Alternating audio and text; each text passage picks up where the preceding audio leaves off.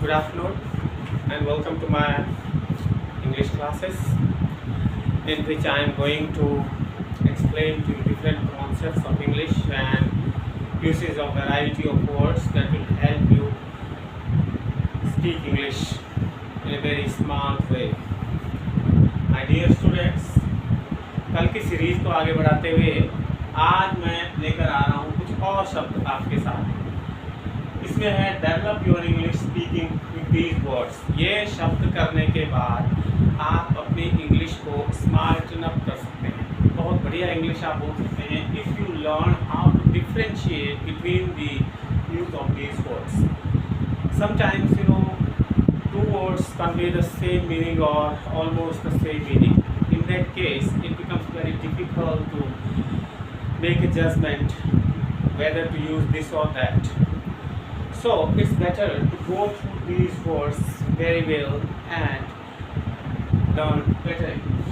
So पहला शब्द जो मैं आपके पास आज लेके आ रहा हूँ वो है केयरफुल, दूसरा कॉशियस। केयरफुल और कॉशियस जनरली लोग एक ही सेंस में यूज़ करते हैं, लेकिन इनके मीनिंग में सेंस डिफरेंट है। मैं हमेशा इस बात पे फोर्स करता हूँ कि आपको अगर अंग्रेज़ी अपनी सही बनानी है, इंग्लिश स्पीकिंग सही करनी है, तो आपको डिफ्रेंशिएट करना सीखना पड़ेगा, तभी आप अच्छी इंग्लिश बोल सकते हैं। अब केयरफुल और कॉशियस में क्या फ़र्क है, तो आप देखो केयरफुल कौन है, one who tries to do thing in the right manner. जो आदमी किसी भी काम को राइट मैनर से करने की कोशिश करता है, सही तरह से करने की कोशिश करता है, राइट, तो उसको बोलते हैं केयरफुल। तो इस तरह सेंटेंस हमने एग्जाम्पल में ये बना दिया, he is a careful accountant, मैंने वो एक केयरफुल अकाउंटेंट है, मैंने अपना काम वो सही से करता है। अगर आप अपना काम सही से करने की कोशिश करते हैं तो आप केयरफुल कहे जाएंगे, पहले सोच के चलते हैं काम खराब ना हो जाए, सावधानी से करते हैं, तो यू आर केयरफुल। अब दूसरा इसी से मिलता जुलता शब्द है कॉशियस।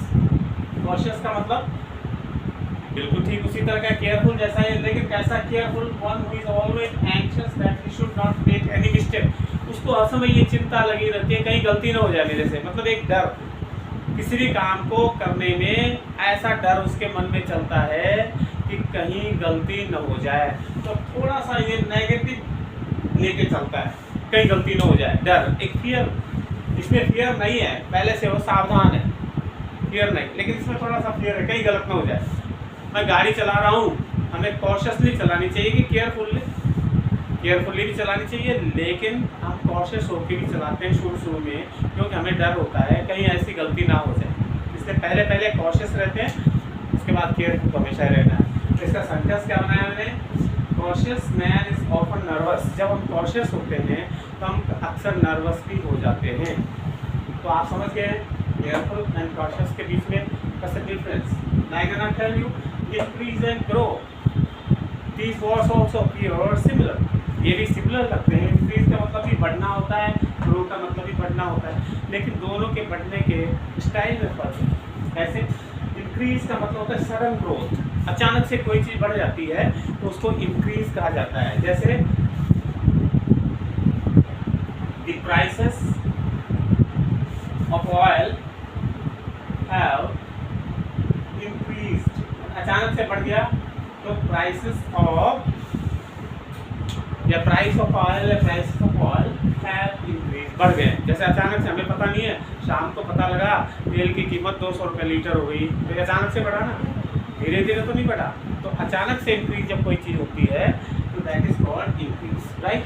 ग्रो क्या है, स्टेडी डेवलपमेंट, कोई चीज़ जो धीरे धीरे बढ़ती है, डेवलप करती है, वो ग्रो कहा जाता है। जैसे हमारी बॉडी धीरे धीरे डेवलप करती है, एकदम से हम इतने लंबे नहीं होते, ये धीरे धीरे एक स्लो प्रोसेस है, इसको हम बोलते हैं ग्रो, ठीक है ना। तो grow is a steady development. Our body grows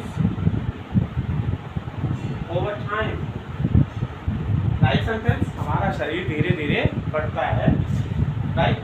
तो ग्रो और इंक्रीज में भी आपको डिफरेंस आ गया। एक चीज़ बीच में फिर बोल रहा हूँ, इन शब्दों को आप डीप भी करेंगे, क्योंकि कंपटीशन में बहुत ही इम्पोर्टेंट आपके लिए होते हैं। अगर आपको डिफ्रेंशिएट करना नहीं आता तो बहुत मुश्किल हो जाती।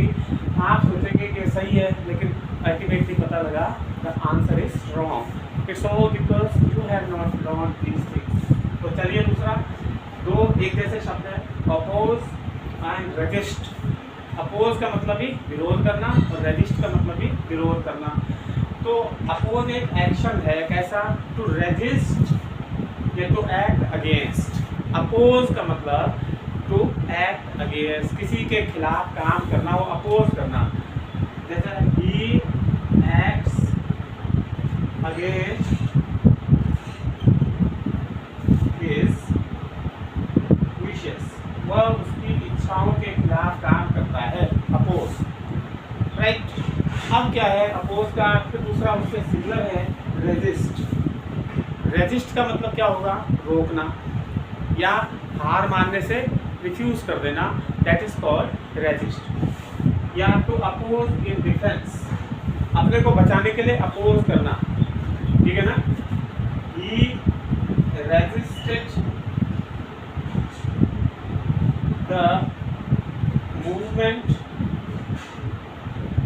ऑफ विंड्स, ये भी तो है ना, अपने को बचाने के लिए उसने हवा का जो मूवमेंट था उसको रोका।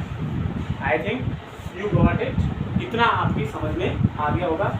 अभी फिर आगे बढ़ते हैं,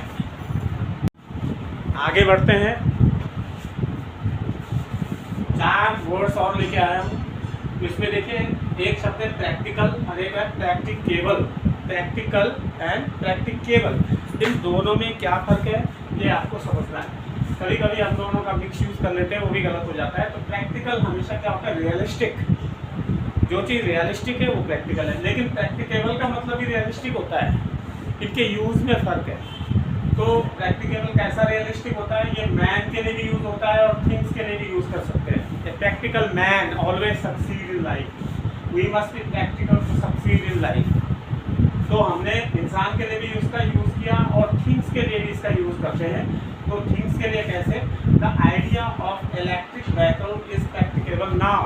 अब जो आइडिया है बिजली के व्हीकल चलाने का, ये प्रैक्टिकेबल है, रियलिस्टिक है। तो याद रखना, practicable only for things and practical for both man and things, ये आपने समझना है। फिर देखिए आप, सस्पेक्ट एंड डाउट, दो शब्द और है। सस्पेक्ट का मतलब भी शक की नज़रों से देखना, डाउट का मतलब भी वही होता है, लेकिन दोनों के यूज में फर्क है। सस्पेक्ट हमेशा ये रखो कि नेगेटिव सेंस में है, तो दोनों इसमें कंफ्यूजन वाला सेंस है। तो सस्पेक्ट का मतलब समथिंग एग्जिस्ट और इज टू हैपन, कोई चीज़ एग्जिस्ट कर रही है, हमें लगता है कि ये कुछ गड़बड़ है। जब हमें लगता है कि कुछ गड़बड़ है, सस्पेक्ट का मतलब मामला गड़बड़ है। बस ये समझ लो आप, इसको समझना आपने, मामला गड़बड़ है। अगर मामला गड़बड़ है तो समझ लो आप सस्पेक्ट में जाएंगे। तो समथिंग एग्जिस्ट और is to happen, I suspect a trouble here, right. एक दिल में सांप घुसा है तो I suspect the presence of a snake here, ऐसे बोल सकते हैं। तो चलिए दूसरा है डाउट। डाउट का मतलब टू बी अनसर्टेन, मैं पक्का नहीं कह सकता किसी चीज़ को, डाउट वहाँ पे आएगा। I doubt if you will come, मैंने सेंटेंस बनाया, I doubt if is coming today, मुझे कुछ संदेह है इस बात पे, वो आएगा या नहीं आएगा, अनसर्टेन है। तो अनसर्टेनिटी के सेंस में हमेशा डाउट का यूज़ करोगे।